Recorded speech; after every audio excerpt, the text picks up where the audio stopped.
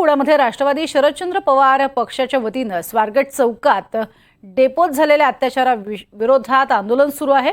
हातामध्ये सरकारच्या विरोधातले फलक घेत हे आंदोलन सुरू आहे। तर गृहमंत्री देवेंद्र फडणवीस यांनी राजीनामा द्यावा अशी आग्रही मागणी करत जोरदार आंदोलन सुरू करण्यात आले। शरद पवार राष्ट्रवादी पक्षाकडून जोरदार घोषणाबाजी होताना सुद्धा पाहायला मिळते। महिला अन्यायाने ग्रस्त, सरकार मौज मजेत व्यस्त अशा स्वरूपाचे हे फलक आपल्याला पाहायला मिळत आहेत। आणि महायुती सरकार महिलांचे गुन्हेगार असं म्हणत हे फलक झळकावले जात आहेत। जोरदार आंदोलन एकीकडे सुरू असलेलं आपल्याला पाहायला मिळतंय। फडणवीसांच्या राजीनाम्याची मागणी सुद्धा यावेळी करण्यात येते। नुकत्याच पुण्यामध्ये घडलेल्या या दुर्घटनेनंतर आता अतिशय आक्रमक असा पवित्रा राष्ट्रवादी काँग्रेस शरद पवार गटानं घेतलेला आपल्याला पाहायला मिळतंय। स्वारगेट बस डेपोमध्ये आपल्याला कल्पना आहे 26 वर्षीय एका तरुणीवरती बलात्कार झाला आणि 2 दिवस झाले तरी अद्याप आरोपी फरार आहे। त्याला ताब्यात घेण्यात पोलिसांना यश आलेलं नाहीये। तब्बल 13 टीम या वेगवेगळ्या ठिकाणी सोडण्यात आलेल्या आहेत। मुळात जो आरोपी आहे त्याच्यावरती याआधीही वेगवेगळ्या ठिकाणी 6 गुन्हे दाखल आहेत। जबरी चोरीच्या आणि दरोड्याच्या सुद्धा त्याच्या नावावरती अनेक गुन्हे दाखल आहेत। अधिक माहिती घेऊयात। रेवती हिंगवे आमची प्रतिनिधी आपल्या सोबत आहे। रेवती, काय सध्याचे तिथले अपडेट्स? नक्कीच प्रज्ञा, आपण जसं बघतोय की मंगळवारी सकाळी 5:30च्या सुमारास जी घटना घडली स्वारगेट बस डेपोमध्ये त्याच्यावरती राज्यभरातून पडसाद पडलेले पाहायला मिळतात। आत्ता राष्ट्रवादी काँग्रेस शरदचंद्र पवार पक्षाने देखील इथे आंदोलन पुकारलेलं आहे। काल देखील अनेक लोक इकडे येऊन त्यांनी त्यांचा आक्रोश व्यक्त केलेला आहे। आत्ता काही महिला देखील आपल्यासोबत आहेत, त्यांच्याकडनं जाणून घेऊयात। ताई, ही जी घटना घडली आहे ती अत्यंत दुर्दैवी आणि धक्कादायक आहे। आता 48 तास उलटून गेले, एका सराईत गुन्हेगाराला देखील पकडण्यात पुणे पोलिसांचं अपयश आहे का? निश्चितच राजकीय सत्तेत असलेले पक्ष त्यांचा कुठेतरी या आरोपीला पाठिंबा आहे असं म्हणायला हरकत नाही। आणि जिथे पोलिसांना 1 लाखाचं बक्षीस जाहीर करावं लागतं आरोपीला पकडायला, तिथेच गृह मंत्रालयाचं आणि पुणे पोलिसांचं अपयश हे अधोरेखित होतं। या आरोपीला त्वरित पकडून फाशी व्हावी ही आम्ही राष्ट्रवादी काँग्रेस पक्ष शरदचंद्र पवार पक्षाच्या वतीनं आज मागणी करत आहोत। जर आरोपीला त्वरित शासन झालं नाही तर आम्ही अधिक तीव्रतेने रस्त्यावरती उतरू।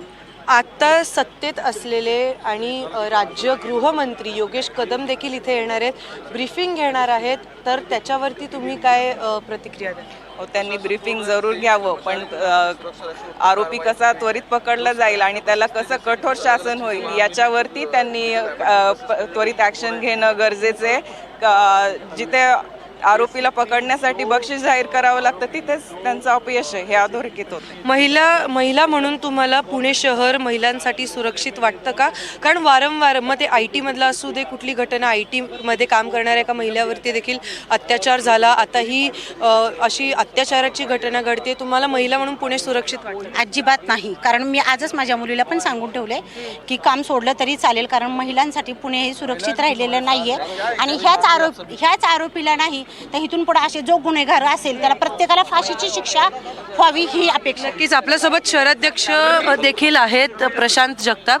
दादा, काय तुम्ही याच्यावरती सांगाल? या ठिकाणी 50 तास उलटून सुद्धा आरोपी सापडणं ही वस्तुस्थिती आहे। मागच्या 50 तासात 3 वेगवेगळ्या घटना घडल्यात। एका महिलेवर कॅबमध्ये बलात्काराचे प्रयत्न उघडकीस आला।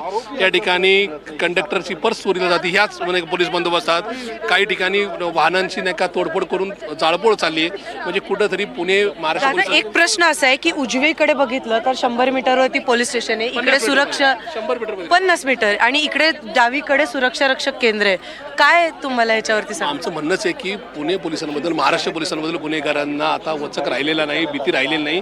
आणि हे सगळे गुन्हेगार राजकीय सत्ताधारी पक्षाशी संबंधित असल्यामुळं पोलिसांवर त्यांना कारवाई करण्यामध्ये कुठेतरी कमीपणा येतोय, अपयश येत आहे। त्याच्याचमुळं ह्या बलात्कारासारख्या, चोरीसारख्या किंवा मर्डरसारख्या घटना पुढे येतात। मला असं वाटतं की देवेंद्र फडणवीसांनी राजीनामा द्यावा आणि या राज्यातल्या सामान्य जनतेची माफी मागावी हीच आमची मागणी। सराईत गुन्हेगाराला अजून पकडण्यात यश आलं नाहीये पुणे पोलीस। तो गुन्हेगार कुठेतरी राजकीय पक्षाच्या आमदारावर संबंधित आहे, अशा प्रकारचं त्याचंच प्रोफाईल पिक्चर समोर येते।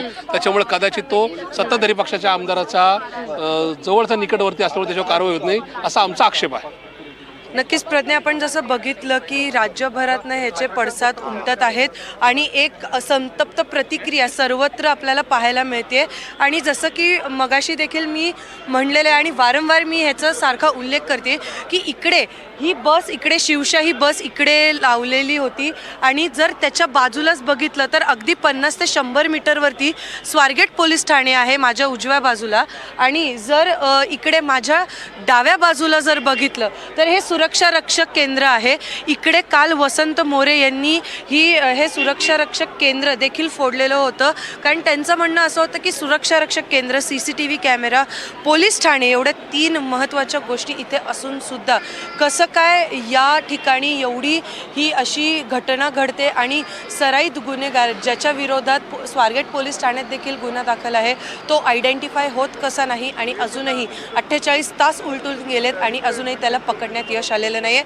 परंतु पोलिसांनी त्याच्यावरती 1 लाखाचं बक्षीस देखील जाहीर केलेलं आहे आणि त्याच्या कुटुंबियांची काल चौकशी देखील झालेली आहे. आणि सगळ्यात धक्कादायक बाब अशी देखील आहे प्रज्ञा की काल आपल्याला जो वैद्यकीय अहवाल आलेला आहे पीडित तरुणीचा, त्याच्यामध्ये असा उल्लेख केलेला आहे की इकडे तिच्यावरती एकदा नाही 2दा तिच्यावरती अत्याचार करण्यात आलेला आहे. तर आता पुन्हा एकदा असा प्रश्न उद्भवतो की पुणे शहर खरंच मुलींसाठी, महिलांसाठी सुरक्षित आहे की नाही? प्रज्ञा, नक्कीच अत्यंत दुर्दैवी म्हणावं लागेल. मात्र एकीकडे आपण बघतोय की कुटुंबियांची सुद्धा चौकशी होतीये, त्याच्या मैत्रिणीची सुद्धा चौकशी करण्यात आलेली आहे, ताब्यात घेतलेलं आहे पोलिसांनी असं कळतंय. आणि किती पथकं आता बाहेर पडलेली आहेत, साधारण माहिती जी दिली जाते की साधारण डझनभर किंवा त्यापेक्षा जास्त पथकं त्याच्या शोधासाठी बाहेर पडली आहेत. आणि नेमका कुणाच्या जवळचा, कुठल्या मंत्र्याचा किंवा कुठल्या पक्षाच्या जवळचा तो आहे याबद्दलही एक प्रकारे बोट ठेवलं जाते. याबद्दल काय अधिक माहिती? नक्कीच प्रज्ञा, आपण आपल्यासोबत पोलीस उपायुक्त आहेत, आपण त्यांच्याकडनं जाणून घेऊयात.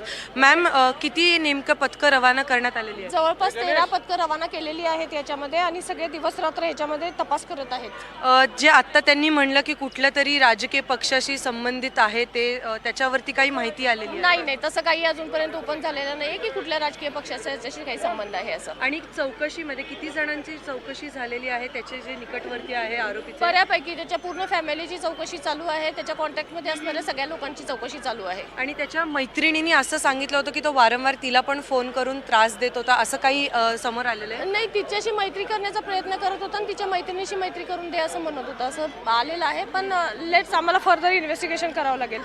नक्कीच प्रज्ञा, आपण जसं बघतोय की पुढील तपास अजूनही पोलिसांकडनं चालू आहे. जवळपास 13हून अधिक पथकं इथे रवाना करण्यात आलेली आहे. आणि सध्या जसं पुणे पोलीस उपायुक्तांनी म्हणलेलं आहे की अजूनही कुठलाही राजकीय संबंध असा काही समोर आलेला नाहीये, परंतु आत्ता जवळपास 13हून अधिक पथकं त्या आरोपीला शोधण्यासाठी रवाना करण्यात आलेली आहे आणि त्याच्यावरती 1 लाखाचं बक्षीस देखील जाहीर करण्यात आलेलं आहे. तर आता हे पाहणं महत्त्वाचं ठरणार आहे की नक्की पुणे पोलिसांना कधी यश मिळतंय आरोपीला पकडण्यासाठी. प्रज्ञा, नक्कीच. आणि या संदर्भातले प्रत्येक अपडेट तुमच्याकडनं घेत राहू. सुरता धन्यवाद रेवती या संपूर्ण माहितीसाठी.